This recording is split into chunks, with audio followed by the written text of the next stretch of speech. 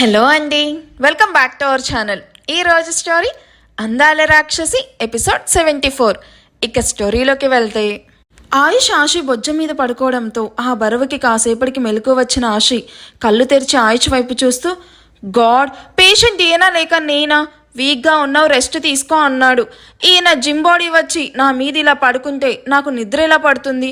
పైగా ఎటు కదలకుండా ఎలా చుట్టేశాడో చూడు అని ఆయుష్ని లేపడానికి చూస్తూ ఉన్న ఆశీకి ఆయుష్ డీప్ స్లీప్లో ఉండడం చూసి, వద్దులే, మంచి స్లీప్లో ఉన్నాడు, ఇప్పుడు లేపితే నిద్ర డిస్టర్బ్ అవుతుంది, ఆఫీస్కి వెళ్ళకుండా ఎక్కడి నుంచో వర్క్ మేనేజ్ చేస్తూ మరోవైపు నన్ను చూసుకుంటూ చాలా స్ట్రెస్ తీసుకుంటూ ఉన్నాడు, స్లీప్ అవర్స్ కూడా తగ్గించేశాడు అని తనకు అందే దూరంలో ఉన్న ఆయుష్ తల నిమురుతూ, ఆయుష్ గారు, మీకు ఆ దేవుడు చాలా అన్యాయం చేశాడు, మీకు ప్రాణంగా ప్రేమించే అమ్మాయిని దూరం చేశాడు, దియాకి హెల్త్ ఇష్యూ ఇచ్చాడు, ఇవన్నీ తట్టుకొని స్ట్రాంగ్గా ఉన్న మీకు మహల్లో చాలా ప్రాబ్లమ్స్ పెట్టాడు. ఒకటి ప్రణవి అయితే, రెండు ప్రణవిను మార్చి విక్కీ అన్నయ్యతో మ్యారేజ్ చేయడం అండ్ జోషి వదిన మోహిత్ అన్నయ్యను కలపడం, ఇవన్నీ మీరు చేస్తారు. బట్ మీరు చెయ్యని పని ఒకటి, అది నేను ఫుల్ఫిల్ చేస్తాను. అదేంటో తెలుసా? మీకు మీ కూతురంటే ఎంత ప్రేమ ఉందో మీ నాన్నగారికి కూడా మీ మీద అంతే ప్రేమ ఉంది అని మీరు ఎందుకు మర్చిపోయారు? ఎప్పుడో జరిగిన తప్పుకి మామయ్య గారు 5 సంవత్సరాలుగా శిక్ష అనుభవిస్తూనే ఉన్నారు కదండి.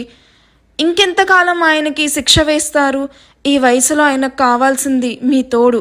అక్క విషయంలో తప్పుగా మాట్లాడాడు అని ఇంకా ఆయనను మీరు ఇలా బాధ పెట్టడం కరెక్ట్ కాదా ఆయుష్ గారు?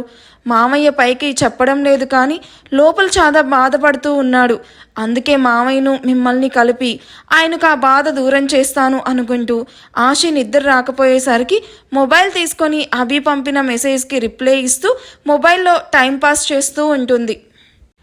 ఈ విప్లవం ఆశీని వీడియో కాల్లో చూస్తే తప్ప నమ్మేలా లేడు. మహల్ నిండా ఇంతమంది తగలడ్డారు, నేను ఎలా దాన్ని చూపించాలి?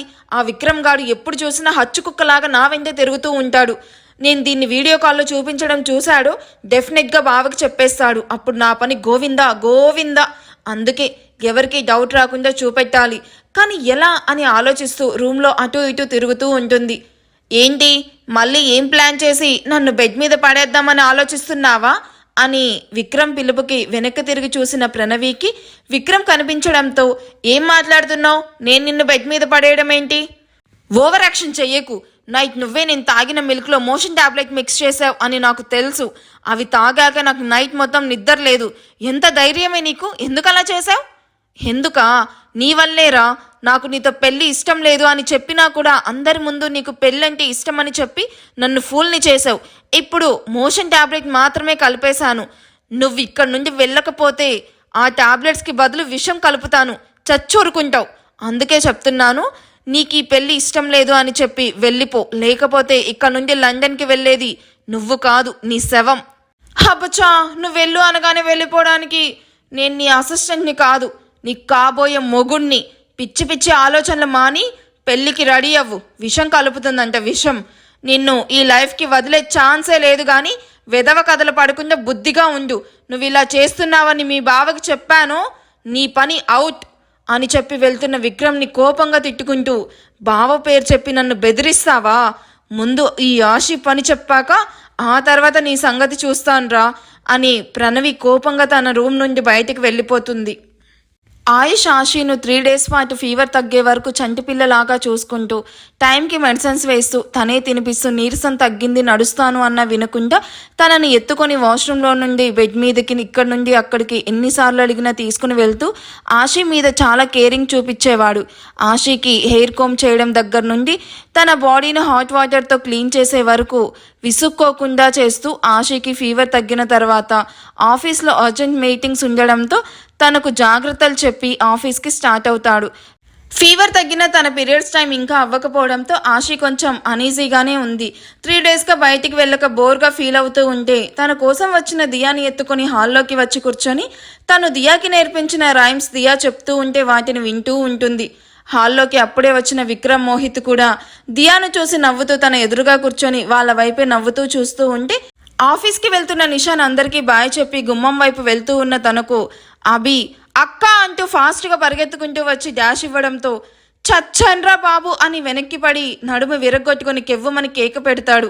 నిషాన్ అరుపుకి అందరూ గుమ్మం వైపు చూసి కింద పడ్డ నిషాన్ను విక్రమ్ హ్యాండ్ ఇచ్చి పైకి లేపడంతో నడుం పట్టుకొని పైకి లేచిన నిషాన్ కనీసం సారీ కూడా చెప్పకుండా గాల్లో చూస్తూ ఉన్న అభి వైపు చూసి పళ్ళు నూరుతూ, "ఓసే పిశాచి, నాకు డాష్ ఇవ్వడమే పనిగా పెట్టుకున్నావా?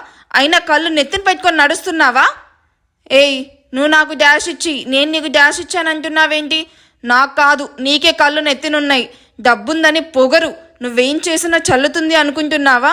అని ముక్కు చీదుతూ రాణి కన్నీళ్లను తుడుచుకుంటూ చెప్తుంది. అభి ఓవర్ యాక్షన్ని నిషాన్ షాక్ అయ్యి, "వాట్? నేను నీకు డాష్ ఇచ్చానా? ఏంటి తల తిరుగుతుందా? చంపేస్తాను అబద్ధాలు చెప్పావంటే." "చంపేయండి సార్, చంపేయండి. ఎంతైనా మీరు డబ్బున్న వాళ్ళు, మీరేం చేసినా చల్లుతుంది. మేము మిమ్మల్ని ఏమీ అనలేమనే కదా మమ్మల్ని ఇలా తొక్కేస్తున్నారు. తొక్కేయండి. ఆ దేవుడు అనేవాడే ఉంటే మాకు టైం వస్తుంది" అని గట్టిగా ఏడుస్తూ ఉంటుంది. "హిష్, ఆపవే దెయ్యం, ఎందుకిలా నేను నిన్ను కొట్టినట్టు ఏడుస్తున్నావు? ఓకే, నేనే నీకు డాష్ ఇచ్చాను, మిస్టేక్ నాది, ఒప్పుకుంటున్నాను కదా. ఇక ఆ నోటిని మూసై" అంటూ అందరూ తన వైపే చూస్తూ ఉండడంతో ఇబ్బందిగా అంటాడు. అభి ఒక్కసారిగా ఏడుపాపి నడుం మీద చేతులు పెట్టుకొని, "కదా, తప్పు నీదే కదా, సారీ చెప్పు, అప్పుడే నా ఏడు పాపుతాను" అని మళ్ళీ గట్టిగా ఏడవడం స్టార్ట్ చేస్తుంది. దూరంగా ఉన్న అందరి వైపు చూసి, "తిట్టకండి నిషాన్ బావా, ప్లీజ్ సారీ బావా" అని ఏడుస్తూ చెప్తుంది. "హోసిని, అమ్మమ్మ, నన్ను అడ్డంగా బుక్ చేసావు కదే" అని అభి వైపు సీరియస్గా చూస్తూ చెప్తాడు. అభి నిషాన్ వైపు చూసి కళ్ళెగరేస్తూ, "ఇప్పుడు నువ్వు నన్ను తిడితే నీకే కష్టం. నోరు మూసుకొని సారీ చెప్పురా సన్నాసి" అంటూ మళ్ళీ గట్టిగా ఏడవడం కంటిన్యూ చేస్తుంది. అభి యాక్షన్ కమ్ ఓవర్ యాక్షన్ చూసిన విక్రమ్ నిషాన్తో మెల్లగా, "రే, ఇప్పటి వరకు ప్రణవి ఒక్కటే అనుకున్నాను, ఇప్పుడు అభి కూడా ఉందని అర్థమవుతుంది.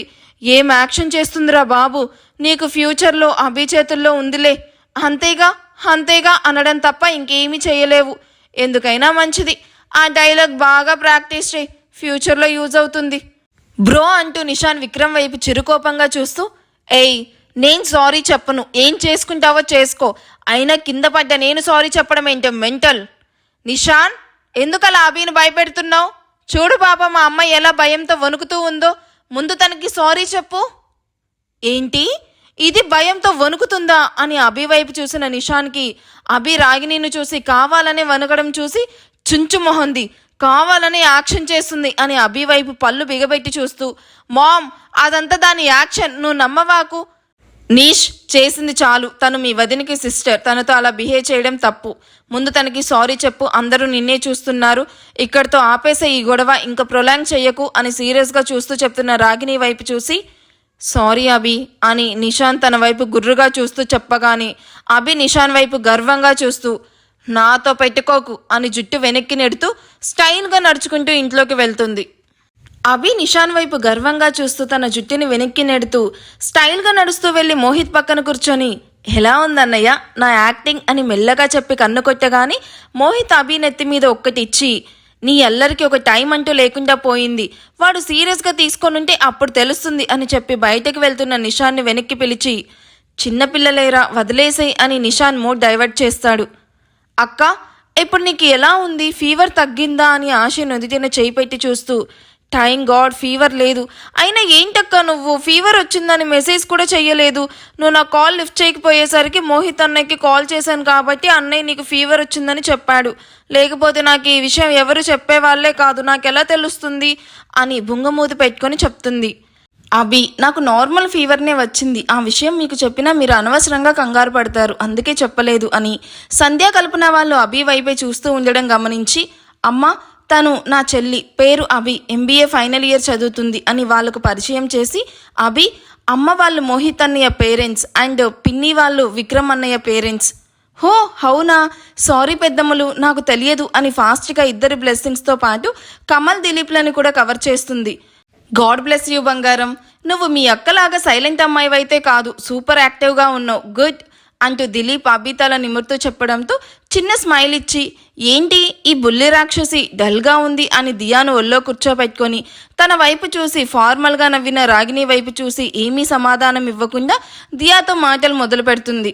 నా మీదేం బాగాలేదమ్మా అని డల్గా చెప్తున్న దియాని చూసి, అదేంటి ఇప్పటి వరకు మీ మామతో నవ్వుతూ ఏవో రైమ్స్ చెప్తున్నట్టున్నావు, సడన్గా డల్ అయ్యావేంటి? నేను రావడం నీకు ఇష్టం లేదా ఏంటి? అదేం లేదమ్మా, నాకు ఇంట్లో బోర్ కొడుతుంది, బయటకు తీసుకెళ్ళమంటుంటే మామ్ వద్దు అంటుంది. డాడ్ని అడుగుదామంటే డాడ్ ఆఫీస్కి వెళ్ళిపోయాడు. వీళ్ళెవ్వరూ నన్ను బయటకు తీసుకెళ్ళడం లేదు. నేను బయటకు వెళ్దామని అడుగుతూ ఉంటే మామ్ రైమ్స్ చెప్పమని ఇక్కడికి తీసుకొచ్చింది. ప్లీజ్ అమ్మా, నువ్వైనా నన్ను బయటకు తీసుకెళ్ళవా? నాకు పార్కుకు వెళ్ళి ఆడుకోవాలని ఉంది అని అభి గడ్డం పట్టుకొని క్యూట్గా అడుగుతుంది. దియా క్యూట్నెస్ని చూసిన అభి, నా బంగారం అడిగితే తీసుకెళ్లకుండా ఉంటానా? అలాగే తప్పకుండా వెళ్దామని నవ్వుతూ చెప్పగానే దియా హ్యాపీగా అభి మెడ చుట్టూ చేతులు వేసి, మా మంచి అమ్మ అని అభి బుగ్గన కిస్ ఇస్తుంది. అషి ఇద్దరు వైపు చూస్తూ, హే ఎక్కడికే వెళ్ళేది? బయటకు వద్దు అని చెప్పాను కదా. మీ డాడ్ నీకోసం మహల్లోనే ప్లే జోన్ రెడీ చేశారు, పద అక్కడికి వెళ్ళి ఆడుకుందాం. బయటకు మాత్రం పంపించను. ఆషి అంత సీరియస్గా పంపించను అని చెప్పడంతో డల్ అయిపోయిన దియా ఫేస్ని చూసి, అక్క ఎందుకంత హార్ష్గా మాట్లాడుతున్నావు? చూడు దియా ఫేస్ని ఎంత డల్గా పెట్టుకుందో. అయినా రోజు మహల్లోనే ఉంచేస్తే ఎవరికైనా బోర్ ఫీలే వస్తుంది. పిల్లలకు సరదాగా బయటకు వెళ్ళాలని ఉంటుంది. ప్లీజ్ కాదు అనుకక్క, నేను దియాను జాగ్రత్తగా తీసుకొస్తాను. హబీ, నాకు మాత్రం దియా హ్యాపీనెస్ ఇంపార్టెంట్ కాదు అనుకుంటున్నావా? బట్ తన హెల్త్ కండిషన్ నీకు తెలుసు కదా. దియాకి త్వరలోనే సర్జరీ కూడా ఉంది. ఇలాంటి టైంలో తనకి రెస్ట్ చాలా అవసరం. అటు ఇటు తిరుగుతూ ఉంటే ఈ పొల్యూషన్కి తనకు మళ్ళీ బ్రీతింగ్ ప్రాబ్లం వచ్చే అవకాశం ఉంది. అందుకే వద్దు అంటున్నాను. ఆయుష్ గారు కూడా మహల్లో లేరు, అండ్ బయటికి నేను కూడా వచ్చే స్థితిలో లేను. ఇప్పుడు చెప్పు, ఎలా పంపించను తనని బయటికి? అక్క, నువ్వేం డైలీ పంపించడం లేదు కదా, ఎప్పుడో చాలా రేర్. ఇలాంటి చిన్న చిన్న ఆనందాలు కూడా దియాకి దూరం చేయకు ప్లీజ్. అయినా నేను చాలా జాగ్రత్తగా తీసుకొస్తాను, సరేనా? ఈ ఒక్కసారికి పంపు, మళ్ళీ ఇంకెప్పుడు అడుగును. నా కోసం కాకపోయినా దియా ఫేస్ చూసైనా పంపించు ప్లీజ్. అషి దియా వైపు చూస్తుంది. తను బయటకు వద్దు అనడంతో ఏడవడానికి రెడీగా ఉన్న దియా ఫేస్ను చూసి తనను ఒళ్ళోకి తీసుకొని దియా కళ్ళల్లో నిలిచిన నీళ్ళని సున్నితంగా తుడిచి, పిన్నీను ఇబ్బంది పెట్టుకుంటే జాగ్రత్తగా ఉండాలి, సరేనా? డాడ్ వచ్చేలోపు వచ్చేయండి అని చెప్తున్న ఆషి లిప్స్కి నవ్వుతూ షేక్ ఇచ్చి, ఐ లవ్ యూ మమ్మ, యు ఆర్ ది బెస్ట్ అని నవ్వుతూ చెప్తున్న దియాను గుండెలకి హత్తుకొని, జాగ్రత్త అభి, ఆయుష్ గారు పర్మిషన్ లేకుండా పంపిస్తున్నాను, తనని సేఫ్గా తీసుకొని రా. ఇద్దరు ఇంకో 2 అవర్స్లో వచ్చేయాలి, ఎందుకంటే ఆయుష్ గారు ఆఫ్టర్నూన్ వచ్చేస్తాను అని చెప్పారు. ఆ లోపు మీరిద్దరు మహల్లో ఉండాలి. షూర్ అక్క, డెఫినెట్గా తీసుకొచ్చేస్తాను అని పైకి లేచి దియా చేపట్టుకొని ముందుకు వెళ్తున్న అభిను ఆపి, నీష్ నువ్వు కూడా వాళ్ళతో వెళ్ళు అని అభికి షాక్ ఇస్తుంది. అభి మొహాన్ని చిరాగా పెట్టుకొని, అక్క ఇప్పుడు నిషాన్ బావా అందరూ ఉన్నారు కాబట్టి పాప రెస్పెక్ట్ ఇస్తుంది, మీరు ఎక్కువ షాక్ అవ్వకండి. నిషాన్ బావ ఎందుకు? ఎలాగో మమ్మల్ని ఒంటరిగా పంపరు, ఫుల్ సెక్యూరిటీతోనే పంపుతారు. అలాంటప్పుడు మళ్ళీ బావెందుకు? నేను జాగ్రత్తగా ఉంటానని చెప్తున్నాను కదా. నీ మీద నాకు నమ్మకం లేకనే నిష్ని తోడుగా పంపుతున్నాను. ఇద్దరు అల్లరి చేసే వాళ్ళే. మిమ్మల్ని కంట్రోల్ చేయాలంటే నిషాన్నే కరెక్ట్. అన్నయ్యలైనైతే మీరు ఆడుకుంటారు, అందుకే నిష్ని పంపుతున్నాను. నిష్ నువ్వు వెళ్ళు, ఇద్దరు జాగ్రత్త. ఫదినా, నాకు ఆఫీస్ ఉంది, వెళ్ళాలి. తను జాగ్రత్తగా చూసుకుంటాను అంటుంది కదా, వెళ్ళనివ్వు.